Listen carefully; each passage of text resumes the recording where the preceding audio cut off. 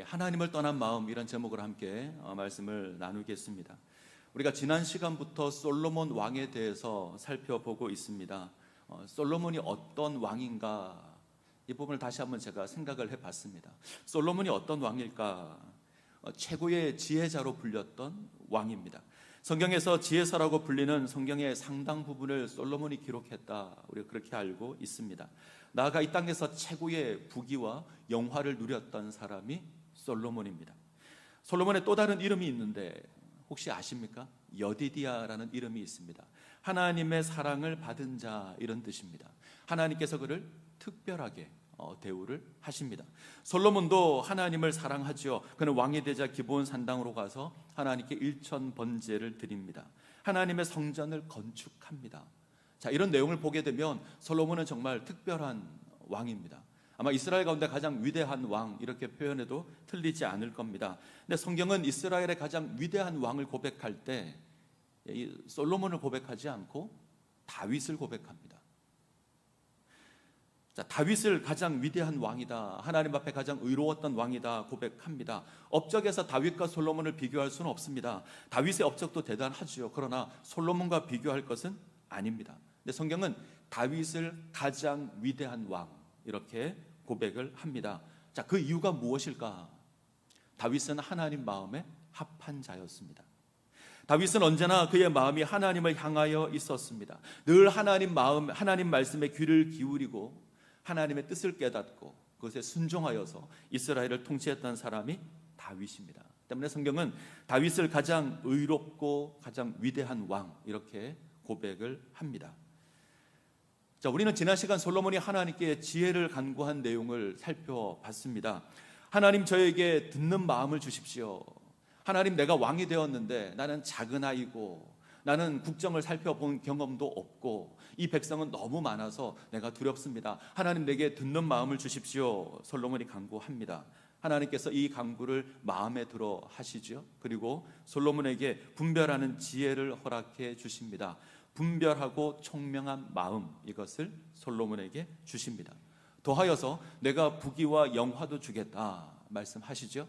그리고 한 가지 조건을 겁니다. 그것은 다윗처럼 하나님 말씀을 지키는 겁니다. 온전히 하나님을 섬겨가는 겁니다. 지난 시간에 말씀드린 것처럼 저는 이것이 하나의 시험으로 보입니다. 하나님께서 지혜라고 하는 놀라운 보물을 솔로몬에게 주시면서 그의 앞에 부와 영광을 두시고 하나님의 말씀을 두십니다. 너는 이 지혜로 무엇을 구할 것인가 묻는 것 같습니다. 솔로몬이 지혜로 하나님의 말씀을 들을 때에 그는 이스라엘을 하나님의 나라로 잘 다스려 갑니다. 아주 현명하게 재판을 하고 이스라엘을 세워가는 놀라운 국정의 모습도 새롭게 만들어 갑니다. 하나님의 성전도 건축을 하죠. 사람들의 칭송을 받습니다. 이것으로 이스라엘이 점점 더 온전하게 강하게 세워집니다. 그러나 솔로몬이 하나님의 말씀을 듣지 않았을 때 하나님은 솔로몬을 심판하십니다. 솔로몬이 죽은 다음에 나라가 분열되죠. 북이스라엘과 남유다로 분열이 됩니다. 왜 이런 결과가 주어졌을까? 솔로몬이 하나님을 버렸기 때문입니다. 자, 신명기 17장을 한번 볼까요? 신명기 17장 14절부터 보겠습니다.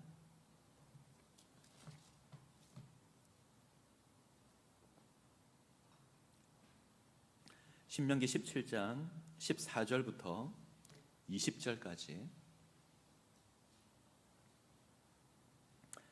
구약성경 289면입니다. 신명기 17장 14절에서 20절까지 말씀을 교독하겠습니다. 14절 제가 읽습니다. 내가 내 하나님 여호와께서 내게 주시는 땅에 이르러 그 땅을 차지하고 거주할 때에 만일 우리도 우리 주변의 모든 민족들 같이 우리 위에 왕을 세워야겠다는 생각이 나거든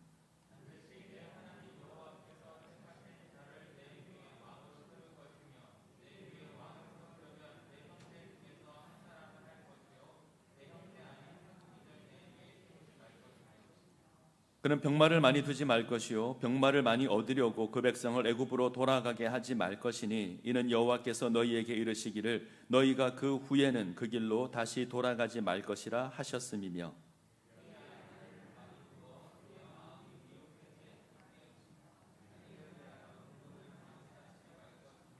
그가 왕위에 오르거든 이 율법서의 등사본을 레위 사람 제사장 앞에서 책에 기록하여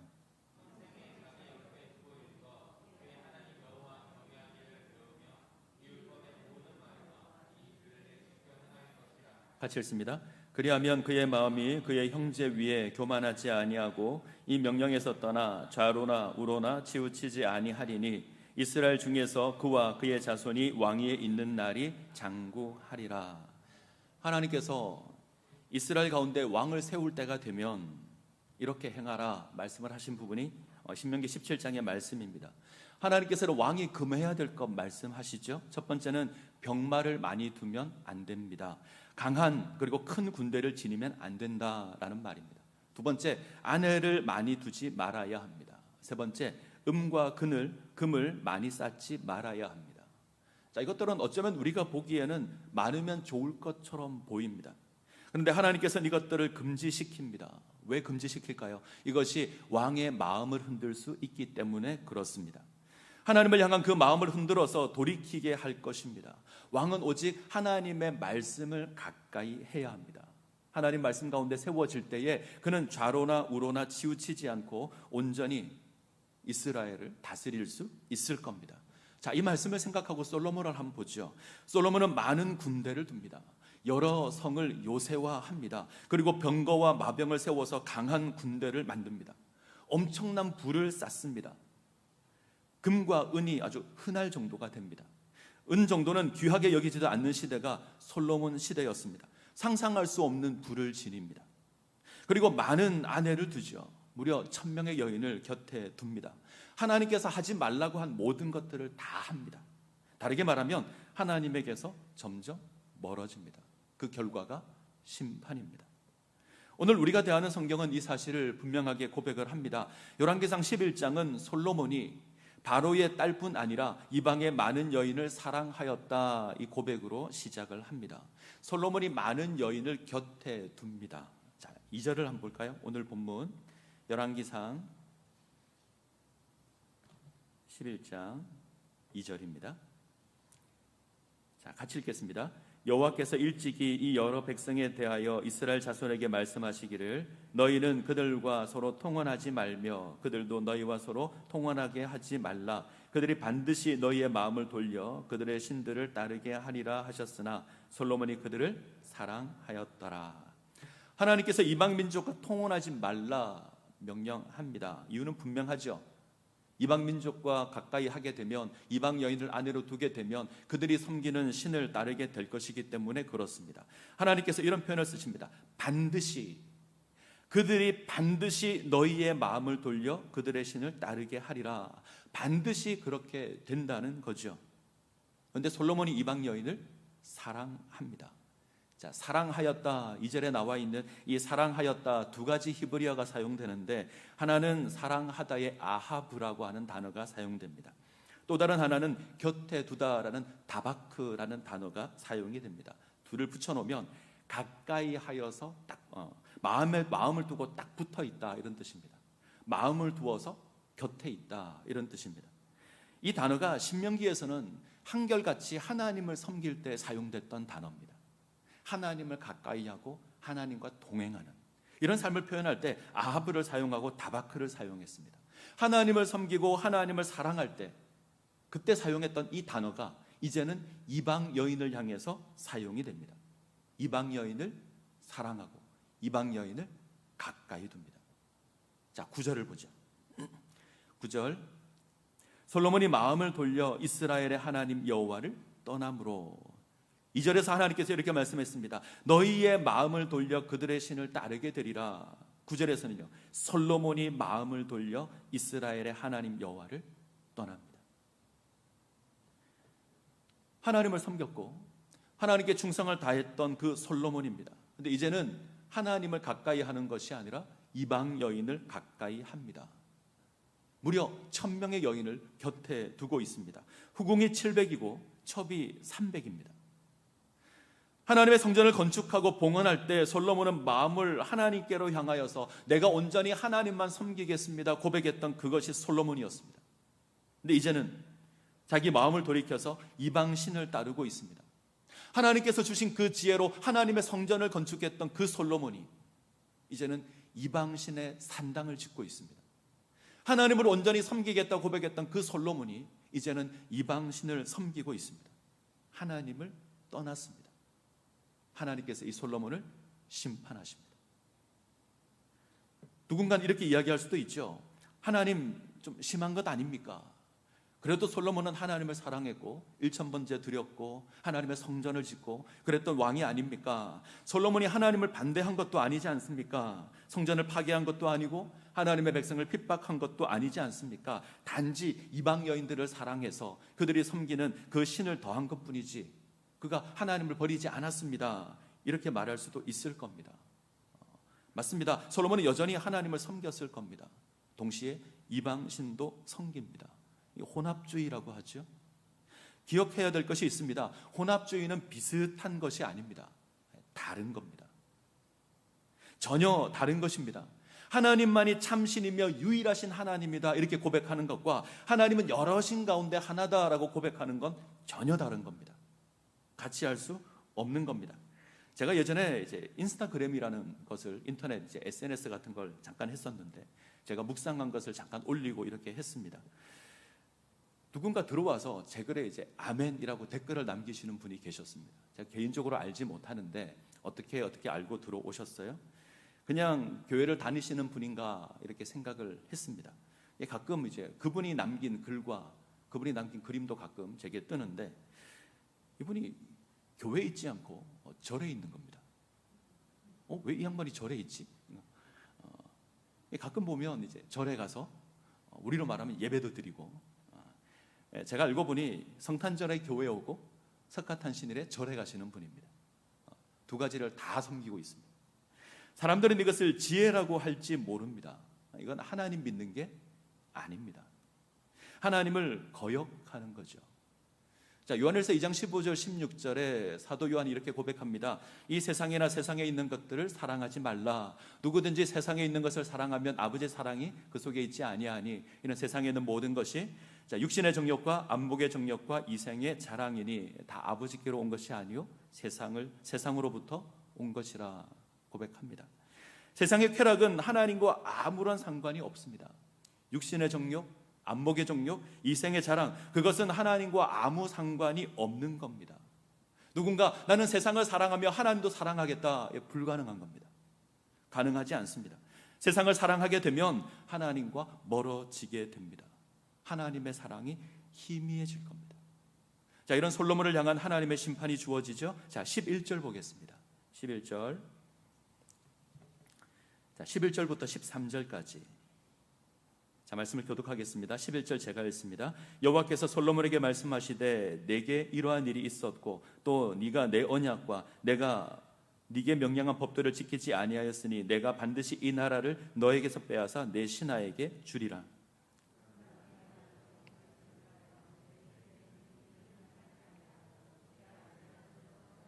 같이 읽습니다. 오직 내가 이 나라를 다 빼앗지 아니하고 내 종 다윗과 내가 택한 예루살렘을 위하여 한 지파를 내 아들에게 주리라 하셨더라. 솔로몬의 나라는 온전하지 못할 겁니다. 하나님이 그 나라를 빼앗아서 그의 신하에게 줄 것입니다. 근데 기억해야 될 게 하나 있습니다. 하나님께서 다 빼앗지 않습니다. 다윗을 기억하셔서 솔로몬에게 은혜를 베풉니다. 그리고 이 심판도 솔로몬 때 행하지 않고 솔로몬이 죽고 난 이후에 그의 아들 때에 심판을 행합니다. 인간의 어리석음에도 불구하고 하나님께서 은혜를 베푸시는 겁니다. 자, 우리는 역사를 통해서 이 사실을 압니다. 솔로몬이 죽은 이후에 이스라엘은 이제 북이스라엘과 남유다로 분열되게 되죠. 다윗 왕조는 남유다를 통해서 이어지게 됩니다. 하나님께서 때로는 매와 인생의 채찍으로 징계하시지만 하나님께서 그 모든 것들을 빼앗지는 않으셨습니다. 하나님은 다윗을 기억하셨고 여전히 은혜를 베풀고 계십니다. 이것도 우리가 기억해야 될 겁니다. 자, 오늘 말씀에서 우리가 확인해야 될 것이 있습니다. 우리가 주목해야 될 것이 있습니다. 그것은 솔로몬도 타락할 수 있습니다. 솔로몬도 타락할 수 있습니다. 솔로몬은 가장 이상적인 조건을 지녔던 왕입니다. 하나님을 향한 헌신이 있었고 열정이 있었습니다. 무엇보다 하나님께서 허락하신 지혜가 있었습니다. 세상 그 어떤 왕도 누리지 못했던 권세와 영광을 누립니다. 솔로몬 이전에도 솔로몬 같은 자가 없었고 솔로몬 이후에도 솔로몬과 같은 자가 없었습니다. 그 정도로 탁월했던 사람이 솔로몬입니다. 근데 이러한 솔로몬도 타락할 수 있습니다. 그가 하나님의 말씀을 떠날 때, 그가 세상의 쾌락을 쫓을 때 타락할 수 있습니다. 다르게 표현하면 우리 모두가 타락할 수 있습니다. 때문에 우리는 긴장하며 살아가야 합니다. 정신을 바짝 차려야 할 겁니다. 한 가지 더 기억해야 될 것이 있죠. 타락은 아주 사소한 것에서 시작이 됩니다. 솔로몬이 갑자기 타락했을까요? 혹시 그렇게 생각하십니까? 아닙니다. 그는 서서히 무너집니다. 한번 생각을 해보죠. 솔로몬 곁에 여인이 1000명입니다. 후궁이 700이고 첩이 300입니다. 솔로몬이 몇 년 동안 이스라엘을 통치할까요? 40년 동안 통치합니다. 솔로몬이 한 번에 날 하루를 잡아서 후궁 700과 첩 300을 두었을까요? 아닙니다. 그가 통치하는 그 기간 동안 하나씩 아내로 맞아들여서 1000명의 여인을 곁에 두는 겁니다. 그가 통치하는 40년 동안 이 일을 계속해서 했을 겁니다. 자, 우리가 지난 시간에 살펴봤던 본문을 잠깐 보죠. 자, 3장 1절부터 보겠습니다. 열왕기상 3장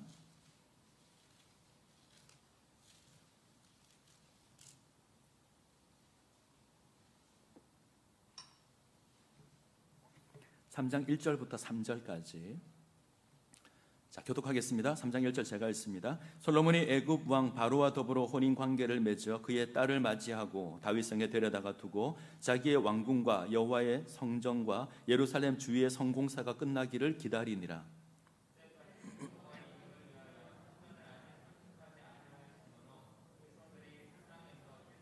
같이 읽습니다. 솔로몬이 여호와를 사랑하고 그의 아버지 다윗의 법도를 행하였으나 산당에서 제사하며 분향하더라. 이 부분을 잘 보시면 긍정적인 이야기도 있습니다. 그런데 부정적인 이야기도 있습니다. 어두운 그림자가 드리워져 있습니다. 자, 먼저 솔로몬은 애굽 왕 바로와 혼인 관계를 맺습니다. 바로의 딸을 아내로 맞이합니다. 정식 부인이 이방 여인입니다. 더군다나 애굽 왕 바로의 딸입니다. 성경에서 애굽은 한 번도 긍정적으로 등장한 적이 없습니다. 솔로몬이 정말 사랑해서 바로의 딸을 아내로 맞았을까요? 아닙니다. 흔히 이야기하는 정략 결혼입니다. 이 결혼을 통해서 이익을 추구하겠다라는 겁니다. 애굽이라고 하는 강대국을 뒤에 두고 있으면 무엇을 해도 든든할 겁니다. 본문에 등장하는 1000명의 여인들도 동일할 겁니다. 이들은 수많은 결혼을 통해서 솔로몬은 안전을 도모하고 있습니다. 자기 이익을 추구합니다. 솔로몬은 왕이 되면서 이 일을 시작했고 그가 통치하는 내내 이 일들을 계속해 갑니다. 이익을 위해서 정략 결혼을 하는 겁니다. 그 숫자가 1000명에 이릅니다. 건축을 하죠. 자기 왕궁과 하나님의 성전과 예루살렘에 있는 여러 성을 짓습니다. 그 가운데 바로의 딸을 위한 성도 있습니다. 자, 당연히 건물을 지을 수 있습니다. 문제는 이 건축으로 말미암아 성전 건축이 지연됩니다. 때문에 백성들이 하나님의 성전에서 제사를 드리는 것이 아니라 산당에서 제사를 드립니다. 솔로몬 역시 기브온 산당에서 1000번제를 드리죠. 당시 성전이 건축되지 않았기 때문에 주어진 모습이지만 그 표현이 좀 어둡습니다. 3절 다시 볼까요? 솔로몬이 여호와를 사랑하고 그의 아버지 다윗의 법도를 행하였으나 산당에서 제사를 분향하였더라. 긍정적인 이야기는 아니죠. 열왕기서를 쭉 읽어 나가다 보면 산당은 언제나 백성을 흔드는, 하나님을 섬기지 않고 이방 우상을 따르게 만드는 존재가 산당입니다. 지금 성경의 고백이 의미하는 게 있습니다. 솔로몬이 하나님을 섬기는 일에 철저하지 않았습니다. 분명히 하나님을 섬깁니다. 하나님을 사랑합니다. 그러나 그 일에 온전하지는 않습니다. 그의 마음이 완전하지 않습니다. 하나님을 향하여 있지만 동시에 인간적인 생각이 동원되고 있습니다. 잠언 3장 5절 6절에 이런 말씀이 있습니다. 잘 아시는 말씀이에요. 너는 마음을 다하여 여호와를 의뢰하고 내 명철을 의지하지 말라. 너는 범사의 그를 인정하라. 그러면 내 길을 지도하시리라. 마음을 다하여 여호와를 신뢰하라, 의뢰하라 이야기합니다. 이때 마음을 다하여 이 말은 온 마음으로, 온전한 마음으로, 마음이 분리되지 않고 하나의 마음으로, 이런 말입니다. 온전한 마음으로 하나님을 의지해야 합니다. 범사에 하나님을 인정해야 합니다. 모든 일에 하나님을 인정해야 합니다. 근데 솔로몬은 그렇지 않죠. 마음을 다하여서 하나님을 의지하지 않습니다. 하나님을 의지하긴 하지만, 하나님을 바라보긴 하지만, 다른 한편에서는 인간적인 생각과 인간적인 계획들로 행동합니다. 작은 틈이 있습니다. 이 틈이 점점 커집니다. 작은 그림자가 점점 커집니다. 어느새 솔로몬을 삼켜버렸습니다. 아마 솔로몬은 대수롭지 않게 생각했을 겁니다. 사소한 것이다 생각했을 겁니다. 애굽 왕 바로의 딸과 결혼하는 것, 어쩌면 그런 탁월한 선택이었다 생각했을 겁니다. 역사에 있어서 애굽이 다른 나라에게 공주를 보내서 혼인시키는 경우는 한 번도 없습니다. 유일한 경우가 솔로몬입니다. 무슨 말이냐면 솔로몬이 그 정도로 대단했다는 이야기입니다. 솔로몬 입장에서는 손해볼 것이 없습니다. 애굽 왕 바로의 사위가 되면 그의 보호를 받을 수 있을 것이고 많은 유익을 누릴 수 있었을 겁니다. 아마 솔로몬은 그것으로 만족했을 겁니다. 어쩌면 이것이 하나님의 나라인 이스라엘에 도움이 될 것이다 생각했을 겁니다. 그런데 그 사소한 것이 사소한 것으로 끝나지 않습니다. 당장에는 티가 나지 않죠. 그런데 이 사소한 것이 모여서 큰 것이 됩니다. 자, 한 번이 어렵지 그 한 번을 하면 두 번, 세 번은 쉽습니다. 애굽의 공주를 아내로 두었는데 다른 나라 여인을 취하는 게 어렵겠습니까? 절대 어렵지 않았을 겁니다. 그 사소함이 1000명이 됩니다. 1000명의 이방 여인을 곁에 둡니다. 결국 하나님을 향한 그 마음을 돌이키게 합니다. 하나님의 성전 건축이 지체되는 것, 크게 상관이 없다고 생각을 했을 겁니다. 기본 산당에 하나님의 성막이 있으니 좀 지체되어도 그곳에서 예배를 드리면 된다 생각했을 겁니다. 그런데 이것이 문제가 됩니다. 산당에서도 예배 드려도 되는구나, 백성들이 이렇게 생각하기 시작을 하지요. 그때부터 백성들이 산당을 찾습니다. 끊임없이 이스라엘을 흔드는 문제가 이 문제입니다. 자, 대수롭지 않게 생각한 것, 그럴 수 있다고 생각한 것, 그것이 문제를 일으킵니다. 나의 유익을 위해서 하나 둘 가져왔는데, 하나 둘 허용을 했는데 그것이 문제를 일으킵니다. 자, 시작은 언제나 사소한 겁니다. 별것 아니다, 괜찮다. 그 사소한 것이 우리를 무너뜨릴 수 있습니다. 천리 큰 제방도 개미 구멍 하나에 무너진다, 이런 말이 있죠. 사소해 보이는 구멍 하나가 큰 제방을 무너뜨릴 수 있습니다. 작은 불씨 하나가 큰 산을 태워버릴 수도 있습니다. 작은 바이러스 하나가 우리를 넘어지게 합니다. 사소한 것 하나, 그것이 우리를 흔들 수 있습니다. 우리를 큰 공경에 빠뜨리는 것은 우리가 알지 못하는 죄가 아니다, 우리가 변명하는 죄다. 다시 한번요. 우리를 큰 공경에 빠뜨리는 것은 우리가 알지 못하는 죄가 아니다, 우리가 변명하는 죄다. 우리가 알지 못하는 큰 죄가 우리를 넘어뜨리지 않습니다. 우리가 아는 죄입니다. 우리가 대수롭지 않게 생각하는 겁니다. 사소하게 생각하는 겁니다. 그 죄가, 우리가 변명하는 그 죄가, 그럴 수 있지, 뭐 별것 아닌데, 이 죄가 우리를 무너뜨립니다. 결국 솔로몬은 하나님의 말씀을 듣지 않습니다. 세상의 부귀와 영광을 쫓습니다. 세상의 쾌락을 쫓습니다. 세상 쾌락에 젖었을 때에 그는 하나님을 잊습니다. 바울이 고백하는 것처럼 쾌락 사랑하기를 하나님 사랑하는 것보다 더합니다. 결국 이스라엘이 무너지게 되죠. C.S. 루이스라는 유명한 기독교 사상가가 있습니다. 이 사람은 작가기도 한데, 이 사람이 기록한 나니아 연대기라는 7권의 환타지 동화가 있습니다. 루이스는 2차 세계대전 가운데 자기 집을 찾아온 어린아이들에게 재미있는 이야기를 들려주기 위해서 동화를 쓰기 시작합니다. 그리고 어른도 능히 읽고 재밌어 할 만한 동화를 씁니다. 아주 재미있는 동화인데 그 내용은 결코 가볍지 않습니다. 이게 나니아 연대기라는 책인데 총 7권입니다. 저는 여러분들이 이 책을 꼭 소장해 있었으면 좋겠습니다. 집에 딱 비치해 두시고 늘 읽으셨으면 좋겠습니다. 특별히 어린 자녀를 둔 가정에서는 꼭 가지고 있었으면 좋겠습니다. 여러 번역본이 있지만 저기 새벽 출정호의 항해라는 저 표지가 있는 저 7권 시리즈를 사시는 게 제가 볼 때는 번역도 가장 좋습니다.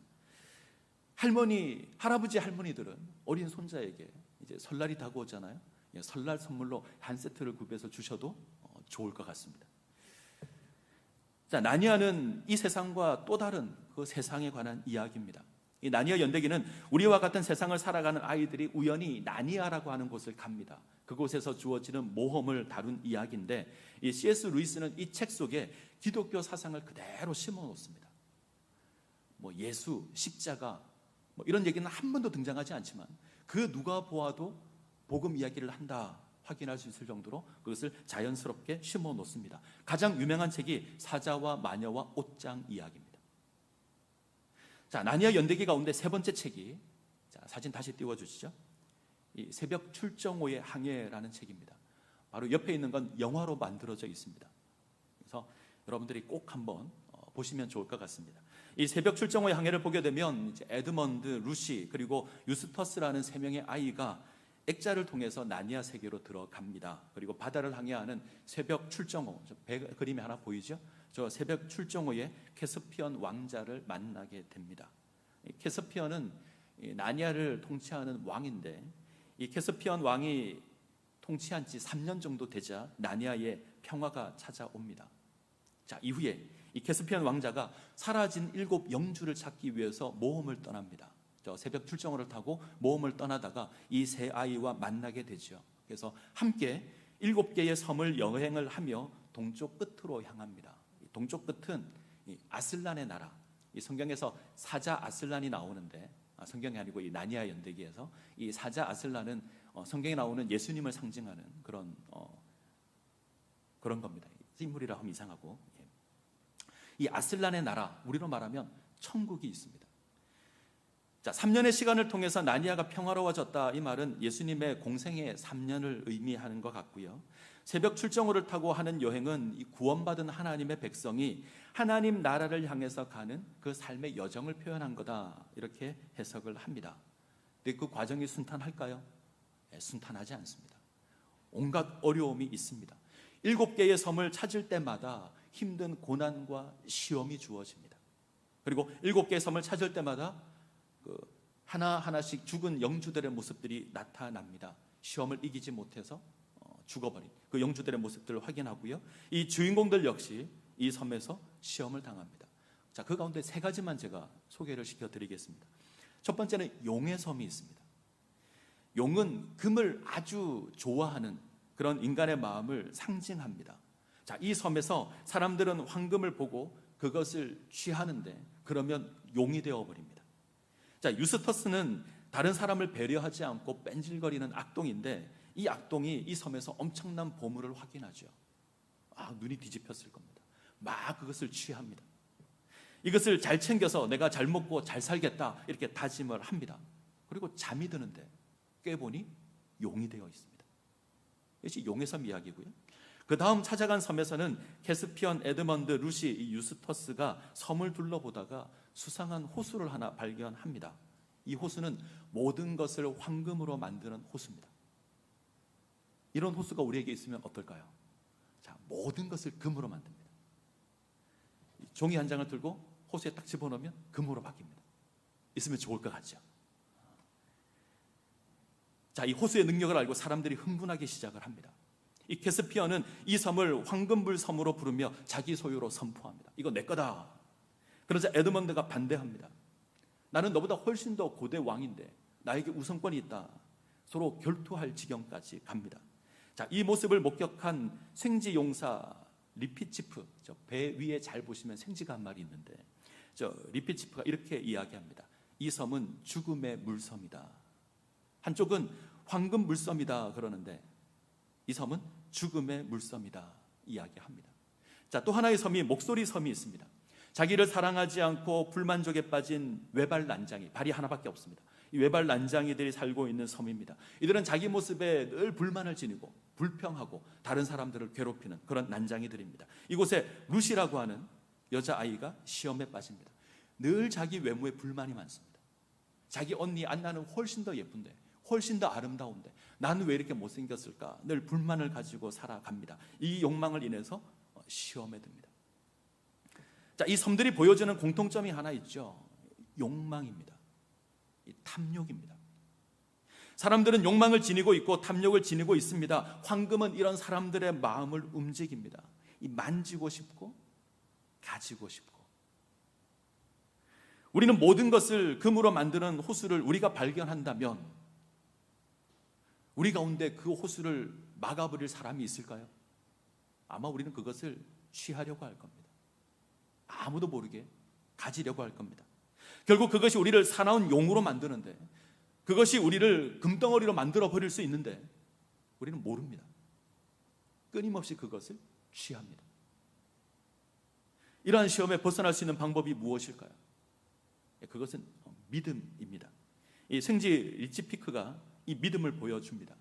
이야기 가운데 이 생지 리치피크는 아슬란의 나라, 하나님 나라를 향한 분명한 믿음을 가지고 있습니다. 늘 그것을 목표로 하는 삶을 살아갑니다. 자, 이야기 속에서 이 리치피크가 의미 있는 고백을 하죠. 믿음이 없다면 삶은 의미가 없다. 믿음이 없다면 삶은 의미가 없습니다. 이 고백을 합니다. 믿음이 없으면 아무 의미가 없습니다. 믿음이 있기에 우리 삶이 의미가 있습니다. 하나님 나라에 대한 그 믿음이 없다면 우리는 이 땅에 황금을 쫓을 겁니다. 그게 전부인 것처럼 살아갈 겁니다. 내가 사나운 용이 되어도 상관없고 내가 금덩어리가 되어도 상관없습니다. 하나님 나라에 믿음이 없으면 그것을 위해서 살 겁니다. 이 믿음이 온전할 때에 시험에서 벗어날 수 있습니다. 세상의 탐욕에서 벗어날 수 있습니다. 자, 그것은 하나님을 사랑하는 겁니다. 솔로몬의 지혜는 하나님을 사랑하는 것으로 사용되었어야 합니다. 솔로몬의 지혜는 하나님 나라를 구하는 것으로 사용되어야 합니다. 그때 온전하여질 겁니다. 자, 그러면 우리가 온전한 믿음을 지니는 방법은 무엇일까? 이 부분을 생각하고 말씀을 맺도록 하겠습니다. 자, 그것은 하나님 말씀을 지키는 겁니다. 이것은 하나님께서 솔로몬에게 2번이나 명령하신 겁니다. 하나님께서 솔로몬에게 2번 나타나십니다. 한 번은 언제죠? 기브온 산당에서 1000번제를 드렸을 때 그 꿈속에서, 또 한 번은 솔로몬이 성전 건축을 완성했을 때 하나님께서 나타나십니다. 2번 나타나십니다. 나타나셔서 이런 고백은 동일합니다. 하나님 말씀을 기억하고 그 말씀에 순종하라. 하나님 말씀을 기억하고 그 말씀에 순종하라는 겁니다. 그때에 온전할 수 있습니다. 이 땅에 오신 예수님께서도 시험을 당합니다.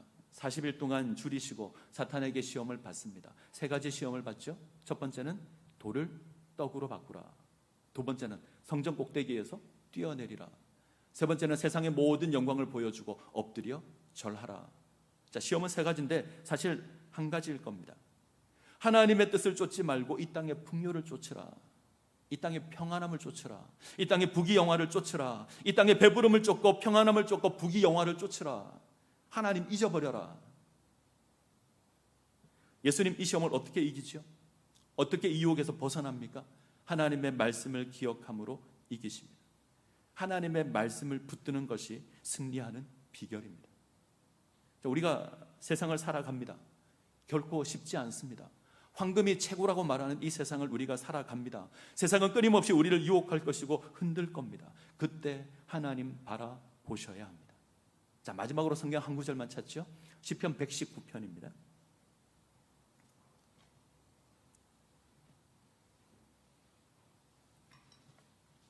시편 119편 9절부터 봅니다.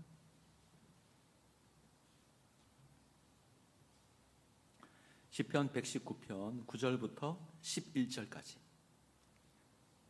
자, 여러분들이 꼭 기억하셨으면 좋겠습니다. 시편 119편 9절부터 11절 같이 읽습니다. 청년이 무엇으로 그의 행실을 깨끗하게 하리까? 주의 말씀만 지킬 따름이니이다. 내가 진심으로 주를 찾아 싸우니 주의 계명에서 떠나지 말게 하소서. 내가 주께 범죄하지 아니하려 하여 주의 말씀을 내 마음에 두었나이다. 다윗의 고백입니다. 기억하시기를 바랍니다. 하나님을 찾고 하나님의 말씀을 지키는 것, 이것이 우리가 온전할 수 있는 유일한 방법입니다. 다윗이 고백합니다. 내가 주께 범죄하지 아니하려 하여 주의 말씀을 내 마음에 두었나이다. 이것이 참된 지혜입니다. 우리의 마음을 열어서, 우리의 귀를 열어서 하나님의 말씀을 담아야 합니다. 이때 우리가 이 세상 가운데 온전하게 살아갈 수 있습니다. 참된 지혜는 하나님의 말씀을 듣는 겁니다. 그때 우리가 온전할 수 있습니다. 이 지혜를 지니시기를 간절히 소원합니다. 기도하시겠습니다.